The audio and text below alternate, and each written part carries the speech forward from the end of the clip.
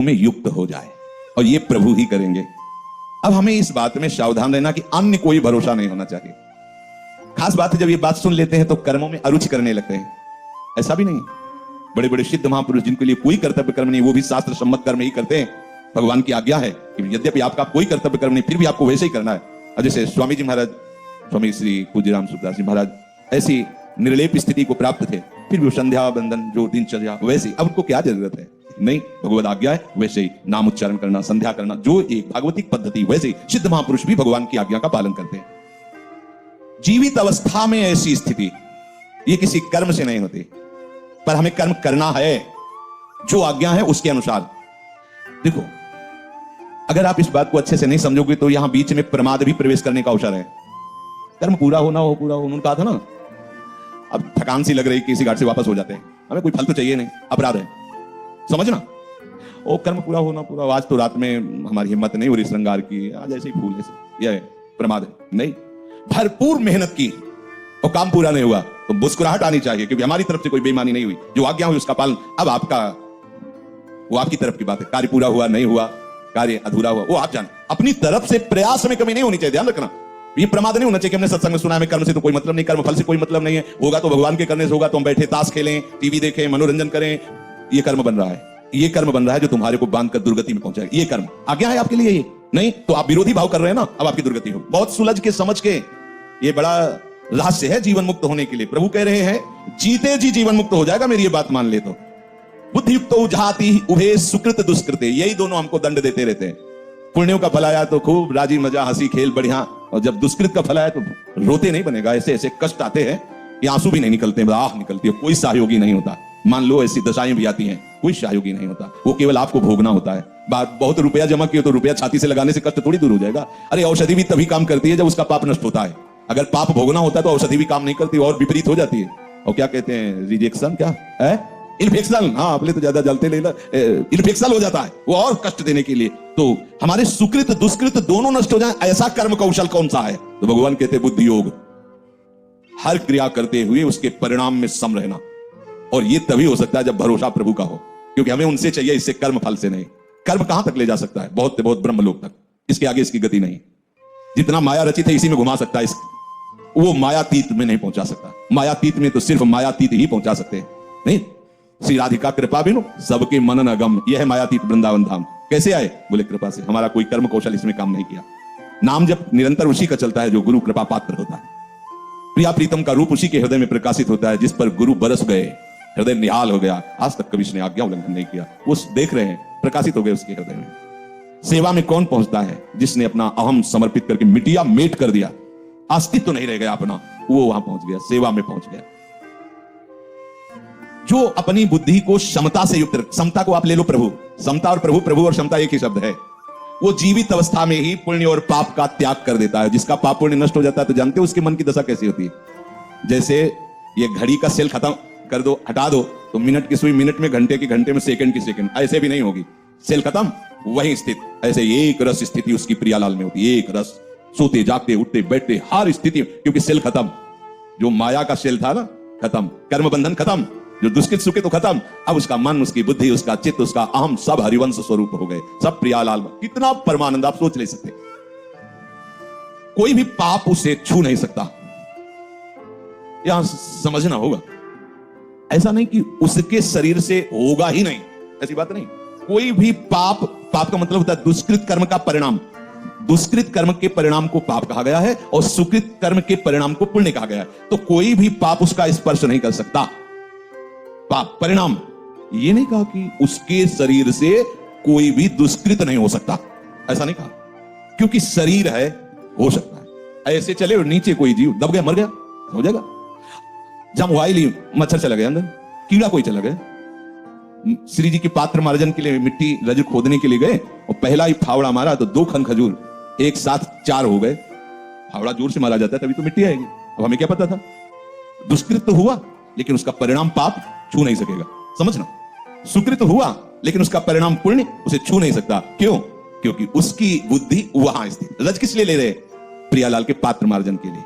उत्साह है कि सुंदर कोमल पवित्र रज प्रियालाल के पात्र मार्जन के लिए मिले, और उसी उत्साह में वो कृत्य हो गया, कर्म बना।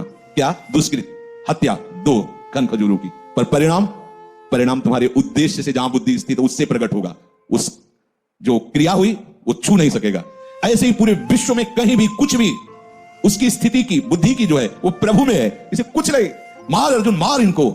कैसे मारूं? ये द्रोणाचार्य हैं, भीष्म जी, जिन्होंने प्रत्यंचा चढ़ाना सिखाया, और उन्हीं के आशीर्वाद से सबसे बड़ा धनुर्धर बनाऊं, उन्हीं पर धनुष बाण संधान करूं कैसे? जिन्होंने उंगली पकड़ के चलना सिखाया, उन्हीं भीष्म जी के ऊपर बाण संधान करूं कैसे?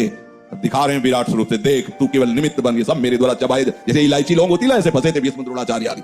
भगवान ने दिखाया तू केवल निमित्त बन, कर तो मैं रहा हूं। ये जब उपासक प्रभु के चरणारविंद में अपना विश्वास और भरोसा दृढ़ कर देता है, तो देखो पूज्य श्री भाई जी हनुमान प्रसाद पोद्दार जी की अपनी स्थिति का वर्णन करें। अब मेरे द्वारा जो कुछ भी हो रहा है, मेरे हृदय मंदिर में बैठकर भगवान स्वयं कर रहे हैं। जैसे अर्जुन का रथ हाँक रहे हैं, भाई जी कह रहे हैं स्वयं भगवान कर रहे हैं। सारा का सारा जो व्यवहार तुम्हें दिखाई दे रहा है वो केवल भगवान कर रहे हैं मेरे द्वारा। ये किसके हृदय में बात आएगी? जिसने कर्म का भरोसा ना करके प्रभु का भरोसा किया, तो प्रभु स्वयं बैठ गए कि अब मैं करता हूं, देखता हूं कौन तुम्हें स्पर्श करता है, पाप की पुण्य। बैठ गए, अब मैं इस महाभारत में तुम्हारे रथ का संचालन करता हूं। ये मैं न रहा, अब मैं नहीं रह गया। भाई जी महाराज कह रहे मेरा न रहा, अब कोई मेरा नहीं रह गया। मैं भी श्री कृष्ण बन गए और मेरे भी श्री कृष्ण बन गए। अब कौन अभिमान करे? जब मैं ही नहीं रहा तो करता ही नहीं रहा, तो अभिमान की कोई गुंजाइश ही नहीं रह गई। कैसी मंगलमय स्थिति है। एक ढांचा दिखाई दे रहा है हनुमान प्रसाद पोद्दार नाम का, लेकिन इस ढांचा के अंदर बैठकर काम श्री कृष्ण ही कर रहे हैं। ये श्री कृष्ण की ऑफिस है, काम वही बैठ करके कर रहे हैं। नियमित जैसी दिनचर्या, जैसे शास्त्र सम्मत कर्म चाहिए, वो स्वयं बैठ करके कर रहे हैं, करवा रहे हैं इस शरीर से। मैं कहीं करता नहीं हूं। दिखती है क्रिया तमाम होती हुई, लेकिन मैं कहीं करता नहीं। कितनी महिमामय स्थिति है जो भगवान कह रहे जीते जी वो जीवन मुक्त हो जाता है। न सुकृत न दुष्कृत न पाप न पुण्य, कोई भी उसे स्पर्श नहीं कर सकता। जैसे पूरे भारत देश में या विश्व में जितने शुभ अशुभ कर्म हो रहे हैं, आपको क्या लेना देना है? आपको दंड भोगना पड़ेगा क्या? आपको पूरे उत्तर प्रदेश में या अन्य राज्यों में जो भी कुकर्म सुकर्म हो रहे हैं, उनसे आपका क्या मतलब है? तो ऐसे ही स्थूल सूक्ष्म कारण ये राज्य है, इनसे आपका क्या मतलब है? आपका मतलब तो प्रभु से है ना। बस उधर का आपको आनंद मिलेगा, इधर का सब डिलीट, सब खत्म। ये कितनी बढ़िया बात है, समझ लो। नहीं तो अवश्यमेव भोक्तव्यम कृतम कर्म शुभाशुभम, कर्म जाल से मुक्त होना बड़ा कठिन है। जिनको ऐसा लगता है कि हमसे पाप बन गया, मैं दान पुण्य करके तीर्थ अवगाहन कर लेता हूं तो उसका अलग फल मिलेगा, इसका अलग मिलेगा, इसे नहीं मिटा सकते। अगर कोई मिटा सकता है तो हम सर्व पापेभ्यो मोक्षयिष्यामि मा शुचा, केवल प्रभु, दूसरा कोई नहीं।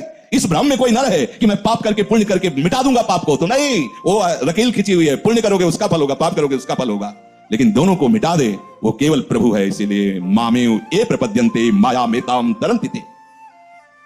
भाई जी महाराज कह रहे हैं अब भोग हो या त्याग हो, ममता हो या निर्ममता हो, अकुशलता हो या कुशलता हो, परमार्थ हो या व्यवहार हो, अब तो जो कुछ भी कर रहे हैं लीला में प्रभु बैठ करके कर रहे हैं। कहीं न स्व रह गया है, न पर रह गया है, न स्वार्थ रह गया है, न परमार्थ रह गया। एक कितनी बढ़िया बात है। परमार्थ के लिए भी अपने को परेशान नहीं होना। व्यवहार परमार्थ बनो कि न बनो, परमार्थ व्यवहार बनो कि हमें परमार्थ से भी मतलब नहीं, हमें तो प्रियादियों से मतलब है। आप जैसे चाहो वैसे बर्ताव करो नाथ, बस आपकी सिवा कोई ना हमारा साधन है और ना साध्य है।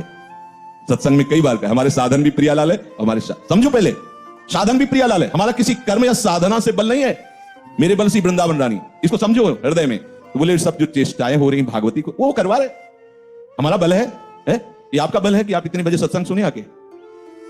नहीं, ये केवल उनकी कृपा आपको ऐसे चैन से नहीं रहने देगी। जब तक भगवत प्राप्ति नहीं हो जाएगी तब तक आपके कदम बढ़ते ही रहेंगे बिजली की तरह। आप चाहोगे भी कि बैठ जाए क्या, तो विश्राम नहीं मिलेगा, भागना पड़ेगा। भागो भागो भागो। वो उनकी कृपा शक्ति हमें पीछे से धकेल रही, आगे से आकर्षित कर रही, आइए आइए, और पीछे धक्का भी देते। तो आप चल कहां रहे? आगे से हाथ पकड़ के घसीट रही, पीछे से धक्का दे रही, बस उसी के पावर से कदम बढ़ते चले जा रहे। भक्त से पूछो कि आपकी यात्रा यहां तक हुई, आप तो बहुत मेहनत की, तो हंस देगा। नहीं, तिनके से पूछो कि यहां उड़ के आए हो कलकत्ता से यहां वृंदावन, तो बहुत आपको पंख चलाने होंगे, तो कहेगा कैसी आप अविद्याजनित बात करते हो, मेरे तो पंख ही नहीं कि मैं उड़ सकूं, मैं तो वायु के प्रवाह से आया हूं। ऐसे ही अपने लोग कृपा के प्रवाह से आए हैं, धाम नाम रूप लीला। भाई जी कह रहे हैं कि जब ऐसी स्थिति उपासक के हृदय में होती है तो उसको एक महामहिम चमत्कार दिखाई देता है। क्या? मेरे चारों ओर विराजित भीतर बाहर है भगवान, अता नहीं रह सकते मुझ में भय भ्रम चिंता मद अभिमान। कभी कहीं भी रहूं, चाहूं सोचूं करूं, सदा मैं कुछ भी काम संरक्षण करते मेरा प्रभु। करूं, देखो कुछ भी करवाया जा रहा है, कुछ भी सोच, कुछ भी चिंतन, केवल वो कहीं भी करता रहे। बे देखो, ये समर्पण है जिसे कहा जाता है शरणागति। बाहर तो प्रभु, आसपास तो प्रभु, अंतर में तो प्रभु, अब प्रभु के सिवा कुछ नहीं रह गया। ये स्थिति जब तक नहीं आती तब तक वो लीला में प्रवेश नहीं करता। कहीं भी रहूं, चाहूं, सोचूं, करूं सदा में कुछ भी काम, संरक्षण करते मेरा प्रभु। मुझे दिखाई दे रहा है